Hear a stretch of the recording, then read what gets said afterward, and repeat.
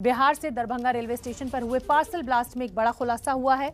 हैदराबाद से गिरफ्तार आतंकी नासिर मलिक और इमरान मलिक का रिक्रूटर जांच एजेंसियों के निशाने पर है। उसकी पहचान कर ली गई है। इन दोनों को जिसने आतंकी संगठन में रिक्रूट किया वो भी उत्तर प्रदेश के शामली के कैराना का ही रहने वाला है। तो दोनों आतंकी जो पकड़े गए हैं उनके रिक्रूटर की पहचान हो गई है और शामली के कैराना का रहने वाला है और अब इसको खोजा जा रहा है। नासिर और इमरान मलिक भी कैराना के ही रहने वाले थे। ओम प्रकाश तिवारी हमारे साथ ज्यादा जानकारी लिए हुए जुड़ रहे हैं। ओम प्रकाश, जिस तरीके से ये कनेक्शन रिक्रूटर का भी सामने आ रहा है, 2 आतंकवादी पकड़े गए हैं, ये एक बड़ी कामयाबी इसको माना जा सकता है और पता नहीं ऐसे कितने इसने आतंकवादी रिक्रूट कर रखे हैं, इसको लेकर कोई जानकारी? बिल्कुल शोभना, मैं आपको बता दूं, ये 2 शख्स से भी पूछताछ चल रही है। कैराना से इन दोनों शख्स को शक के आधार पर जांच एजेंसी ने हिरासत में लिया है और इन दोनों से अब तक की पूछताछ के आधार पर कई अहम तथ्य मिले हैं। सूत्रों के मुताबिक इनमें से एक शख्स कपड़ों का काम करता था और जिन 2 आतंकवादियों को कल हैदराबाद से गिरफ्तार किया गया था, उन दोनों को भी इसी शख्स ने रिक्रूट किया था। ये भी पता चला है कि इसने इन लोगों को बम धमाके के बदले 1.5 लाख रुपए नकद दिए थे। अभी तक की जांच के दौरान पता चला है कि इन लोगों ने जिस रिक्रूटर से पूछताछ चल रही है, उसने पश्चिमी उत्तर प्रदेश में कई जगहों पर कई लोगों को लश्कर ए तैयबा के लिए रिक्रूट किया है। शोभना जी, बहुत बहुत धन्यवाद ओम प्रकाश इस पूरी जानकारी के लिए। और हम अपने दर्शकों को बता दें कि दरभंगा रेलवे स्टेशन पर जो ब्लास्ट हुआ है उस मामले में एनआईए को आज एक बहुत बड़ी कामयाबी मिली है। हैदराबाद से आतंकी संगठन लश्कर ए तैयबा के 2 आतंकवादियों को गिरफ्तार किया गया है। उसके रिक्रूटर की भी पहचान हो चुकी है। पूछताछ में ये पता चला है कि पाकिस्तान की साजिश देश भर में कई बड़े धमाके करने की थी। दरभंगा रेलवे स्टेशन पर हुआ धमाका पाकिस्तानी साजिश थी।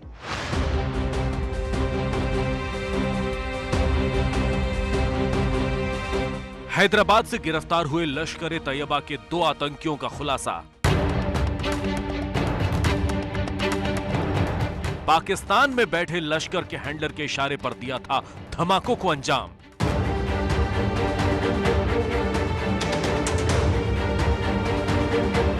सत्रह जून को दरभंगा रेलवे स्टेशन पर जो धमाका हुआ था उसमें जांच एजेंसी एनआईए को पूछताछ में पता चला है कि इसका सीधा कनेक्शन पाकिस्तान से है। लश्कर के जिन 2 आतंकियों को गिरफ्तार किया गया है उनसे और भी कई बातों का खुलासा हुआ। एनआईए ने इमरान मलिक और उसके भाई नासिर मलिक को गिरफ्तार किया। हैदराबाद के नामपल्ली से हुई दोनों भाइयों की गिरफ्तारी। इमरान और नासिर ने बम बनाकर सिकंदराबाद दरभंगा ट्रेन में पार्सल रखा था। इमरान मलिक और उसके भाई नासिर मलिक का कैसे सीधा कनेक्शन पाकिस्तान से जुड़ता है, आपको इसकी कड़ियां जोड़कर समझाते हैं। 30 जून यानी कल हैदराबाद के नामपल्ली में लश्कर ए तैयबा के 2 आतंकियों को गिरफ्तार किया जाता है। 17 जून को दरभंगा रेलवे स्टेशन पर जो धमाका हुआ वो इन्हीं दोनों आतंकियों के पार्सल बम रखने के बाद हुआ था। गिरफ्तार किए गए दोनों आतंकी मूल रूप से यूपी के कैराना के रहने वाले हैं। इन दोनों को पाकिस्तान में बैठे आतंकी संगठन लश्कर ए तैयबा के आतंकियों से निर्देश मिल रहे थे। दरभंगा रेलवे स्टेशन पर हुआ बम धमाका भले ही छोटा सा था, लेकिन इसके अंजाम भयानक हो सकते थे। इसकी साजिश पाकिस्तान में रची गई। लश्कर के हैंडलर ने नासिर और इमरान को बम बनाने के आदेश दिए और फिर उसे ट्रेन में रखने को कहा। सूत्रों का कहना है कि इन दोनों को इसके बदले 1.5 लाख रुपए भी दिए गए थे। पाकिस्तान में मौजूद आतंकी संगठन लश्कर ए तैयबा के अपने आका के आदेश पर हैदराबाद के नामपल्ली में रहने वाले इमरान और नासिर ने आईडी बनाई, फिर इसे कपड़ों के एक पार्सल में रख दिया और इस पार्सल को सिकंदराबाद से दरभंगा जाने वाली ट्रेन में बुक करवा दिया। वो तो अच्छा हुआ कि पार्सल बम फटने के बाद भी नुकसान बिल्कुल नहीं हुआ। विस्फोट तब हुआ जब पार्सल को ट्रेन से उतारकर प्लेटफॉर्म पर रखा गया था। विस्फोट के बाद जब पार्सल को खोला गया उसमें एक छोटी सी बोतल भी मिली थी जिसमें केमिकल होने की बात सामने आई थी। एनआईए के मुताबिक कपड़ों के बीच बम रखने का एक ही मकसद था, चलती हुई ट्रेन में आग लगाने का। पार्सल में बम को कपड़ों के बीच इसलिए रखा गया था कि विस्फोट होने के फौरन बाद बड़े पैमाने पर आग लग जाए और अगर ऐसा होता तो सैकड़ों लोग जलकर खाक हो जाते। यानी प्लान के मुताबिक ब्लास्ट चलती ट्रेन में हुआ होता तो भारी तबाही होती। एनआईए से मिली जानकारी के मुताबिक नासिर मलिक साल 2012 में पाकिस्तान गया था। पाकिस्तान में लश्कर के हैंडलर ने उसे लोकल केमिकल से बम बनाने की ट्रेनिंग दी। अपने भाई इमरान के साथ वो पाकिस्तान में लश्कर के साथ लगातार कांटेक्ट में था। आपको जानकर और ज्यादा हैरानी होगी, इमरान और उसके भाई नासिर मलिक के पिता एक रिटायर्ड फौजी हैं। यूपी में कैराना के कायस्तवाड़ा मोहल्ले में इनका घर है। पिता मूसा खान 1962 की लड़ाई में चीन के खिलाफ लड़ चुके हैं। ये भूतपूर्व सैनिक हैं। कब सैनिक रहे हैं? ये सन 62 में इन्होंने जंग लड़ी है चीन के साथ। अच्छा जी। अच्छा, बच्चे कितने इनके? इनके बच्चे 4 हैं। क्या क्या नाम है? एक का नाम फिरोज खान है, एक का नाम नासिर खान है, एक का नाम फारूक खान है जी, एक का नाम जो है इमरान खान है। मोहल्ले वालों के मुताबिक दोनों भाई पिछले कई साल से हैदराबाद में कपड़े का कारोबार करते हैं। नासिर पहले से ही हैदराबाद में था। करीब 6 महीने पहले इमरान भी उसके पास हैदराबाद चला गया था। इमरान और नासिर कहाँ रहते थे? ये हैदराबाद में रहते थे काफी साल से। अच्छा, कितनी उम्र के जा रहे हैं यहाँ से? और शायद मुझे ऐसा लगे इनको जो है यानी 20 साल ना हो गए। अच्छा, वहाँ पे क्या काम करते हैं? इनका कपड़े का कारोबार है वहाँ पे। यानी कुल मिलाकर पाकिस्तानी आतंकी संगठन लश्कर ए तैयबा देश में एक बड़ा हमला करने की साजिश रच रहा था। चलती ट्रेन जिसमें सैकड़ों लोग मौजूद रहते हैं, उसमें आग लगाने की साजिश थी। अब देखना यह है कि आगे और कौन कौन से खुलासे ये दोनों आतंकी करते हैं। क्या पश्चिमी उत्तर प्रदेश का शामली और कैराना एक बार फिर आईएसआई और लश्कर का गढ़ बनता जा रहा है? ऐसा इसलिए कहा जा रहा है क्योंकि जांच एजेंसियों ने एक और शख्स को इस मामले में हिरासत में लिया है, जिसे लश्कर का रिक्रूटर कहा जा रहा है। यह भी बताया जा रहा है कि शख्स ने शामली और कैराना के दसियों लोगों को लश्कर में भर्ती कराया है। मामले की जांच अभी जारी है और जल्द ही इस मामले में कुछ और गिरफ्तारियां हो सकती हैं। देश को खतरा भीतर से ही नहीं, बाहर से भी है और चीन के राष्ट्रपति शी जिनपिंग ने एक बार फिर अपनी विस्तारवादी नीयत का खुलेआम ऐलान किया है। चीन की कम्युनिस्ट पार्टी के 100 साल पूरे होने पर एक बड़े कार्यक्रम का आयोजन किया गया। इसमें शी जिनपिंग ने इशारों ही इशारों में भारत को चेतावनी दी और ताइवान को सीधे सीधे हड़पने की बात कह डाली।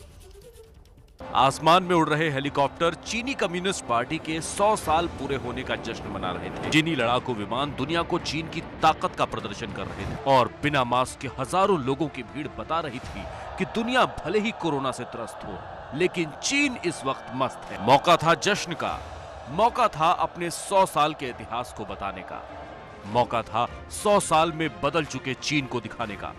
लेकिन चीनी राष्ट्रपति ने इस मौके का इस्तेमाल एक बार फिर दुनिया को अपने खतरनाक मंसूबे दिखाने के लिए किया। चीन के राष्ट्रपति शी जिनपिंग ने अपने भाषण में भारत का नाम तो नहीं लिया, लेकिन जो बातें कही उससे इस बात का अंदाजा लगाया जा सकता है कि इशारों ही इशारों में वो गलवान का हवाला देकर भारत को धमकाने की कोशिश जरूर कर रहे थे। किसी को भी चीनी लोगों के दृढ़ संकल्प और राष्ट्रीय संप्रभुता और क्षेत्रीय अखंडता की रक्षा करने की मजबूत क्षमता को कम करके नहीं आंकना चाहिए।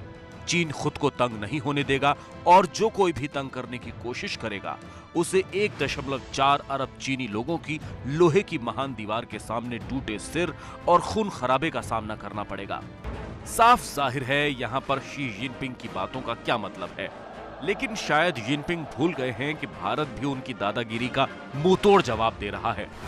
भारतीय सेनाओं के सामने चीनी सैनिकों के न सिर्फ हौसले पस्त हो रहे हैं, बल्कि भारत की क्षमताओं के सामने वो बौने भी साबित हो रहे हैं। शी जिनपिंग चीन के सर्वोच्च मिलिट्री कमीशन के भी चेयरमैन हैं। ऐसे में वो इस बात को बखूबी जानते हैं कि दिखने में बड़ी और एडवांस लगने वाली चीनी सेनाओं की कमजोरियां कहां हैं, जिनसे भारत भी वाकिफ है। यही वजह है कि शी जिनपिंग ने अपने भाषण में चीनी सेना की कमजोरियां दूर करने पर जोर दिया। हम अपनी सेनाओं की क्षमता को और ज्यादा बढ़ाएंगे। हम अपनी राष्ट्रीय संप्रभुता, सुरक्षा और विकास हितों की रक्षा करने के लिए खुद को अधिक क्षमता से लैस करने का उद्देश्य से अपने सशस्त्र बलों को विश्व स्तरीय मानकों तक बढ़ाएंगे। शी जिनपिंग पहले भी चीनी सेना की ट्रेनिंग पर सवाल उठा चुके हैं और ट्रेनिंग प्रोग्राम में बड़े बदलाव की सलाह दे चुके हैं। चीनी सेना के पास अनुभव की बेहद कमी है। पाकिस्तान और रूस को छोड़कर चीनी सेना शायद ही किसी दूसरे देश की सेनाओं के साथ युद्धाभ्यास करती है। इसीलिए चीनी सेनाओं के पास युद्ध की तकनीकों का उतना ज्यादा अनुभव नहीं है जितना भारत को है। चीन के साथ ऐसा इसलिए है क्योंकि पूरी दुनिया चीन की विस्तारवादी नीति से वाकिफ है। चीनी कम्युनिस्ट पार्टी के शताब्दी समारोह के दौरान दिए भाषण में राष्ट्रपति शी जिनपिंग ने ताइवान को खुले शब्दों में धमकाया। शी जिनपिंग ने कहा कि ताइवान को चीन के साथ मिलाना उनकी पार्टी और उनका ऐतिहासिक मिशन है, जिसे हर कीमत पर पूरा किया जाएगा। ताइवान के सवाल को हल करना और चीन के पूर्ण एकीकरण को साकार करना चाइना कम्युनिस्ट पार्टी का ऐतिहासिक मिशन और अडिग प्रतिबद्धता है। हमें ताइवान की आजादी की दिशा में बढ़ रही हर कोशिश को हराने के लिए दृढ़ कार्रवाई करनी चाहिए। यानी चीनी राष्ट्रपति खुलेआम ऐलान कर रहे हैं कि वो एक स्वतंत्र देश पर कब्जा करके रहेंगे। जिनपिंग ये जानते हैं कि उनके बयानों पर पूरी दुनिया की नजर है, लेकिन तब भी उन्होंने अपनी नीयत से सबको अवगत करा दिया है। साफ है, चीन आने वाले वक्त में दुनिया के लिए और ज्यादा मुसीबतें खड़ी करने वाला है। तो कम्युनिस्ट सरकार अपने 100 साल का जश्न तो मना ही रही है, साथ साथ अपनी विस्तारवादी नीति भी बताने से चूके नहीं शी जिनपिंग। पंजाब में कांग्रेस के झगड़े को लेकर सूत्रों के हवाले से एक बड़ी खबर आ रही है और खबर यह है कि नवजोत सिंह सिद्धू को कोई बड़ी जिम्मेदारी मिल सकती है। एंटी इनकम्बेंसी को कम करने के लिए मंत्रिमंडल में फेरबदल किया जाएगा। सूत्र ये भी बता रहे हैं कि मुख्यमंत्री कैप्टन अमरिंदर सिंह को प्रेस कॉन्फ्रेंस करके स्थिति स्पष्ट करने के लिए बोला गया था, लेकिन अभी तक कैप्टन अमरिंदर ने कोई प्रेस कॉन्फ्रेंस नहीं की है।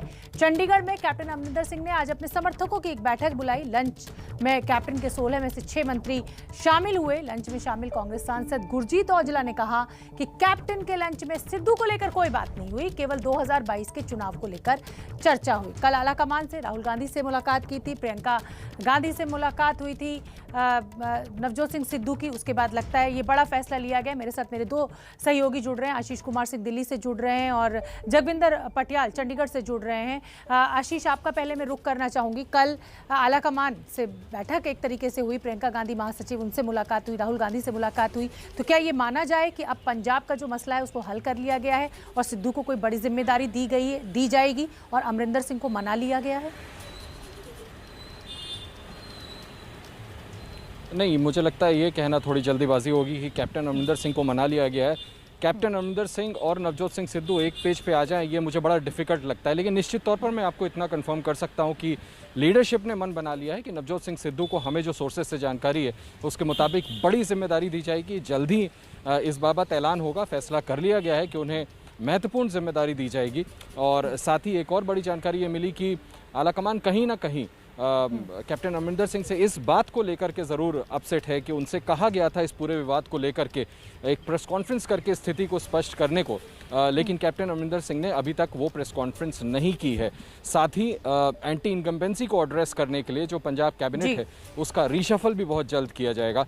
तो ये 3 बड़ी बातें जो हमें सोर्सेज ने बताई हैं, जिसमें सबसे अहम नवजोत सिंह सिद्धू को बड़ी जिम्मेदारी दी जाएगी। ठीक है, मैं जगविंदर का रुख करना चाहूंगी। जगविंदर, आज लंच डिप्लोमेसी देखने को मिली, लेकिन 16 में से 6 मंत्री पहुंचे, क्या मायने निकाले जाए?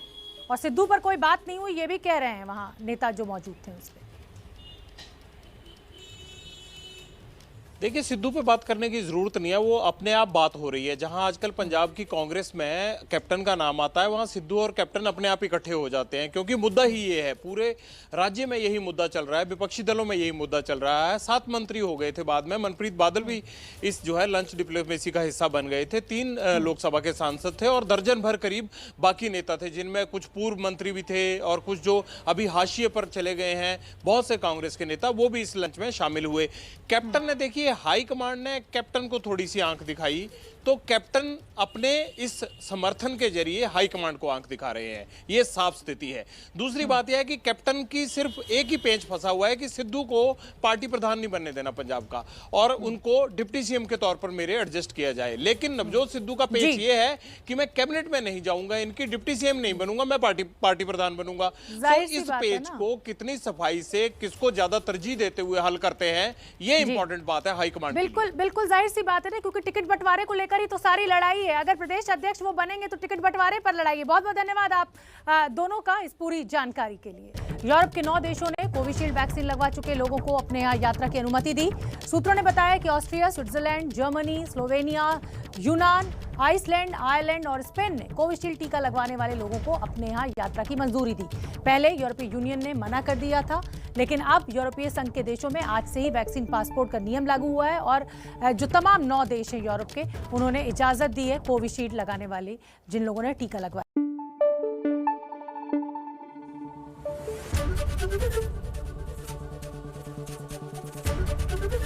एबीपी न्यूज आपको रखे आगे।